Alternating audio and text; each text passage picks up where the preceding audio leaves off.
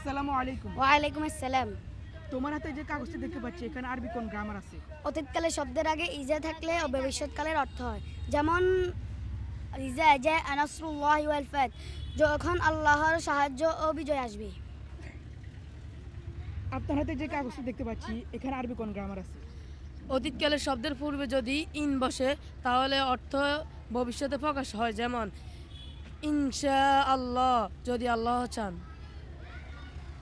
আপনার হাতে যে কাগজটি দেখতে পাচ্ছি এখানে আরবি কোন গ্রামার আছে? এখানে যুক্ত সর্বনামের আগে যদি ইন্না শব্দটি আসে তাহলে সেগুলো কিছুটা হবে তোমাদেরটা তোমরা, আমাদেরটা আমরা, আমারটা আমি। যেমন ইন্না লিল্লাহি ওয়া ইন্না ইলাইহি রাজিউন, নিশ্চয়ই আমরা আল্লাহর জন্য এবং তার দিকেই ফিরে যাব।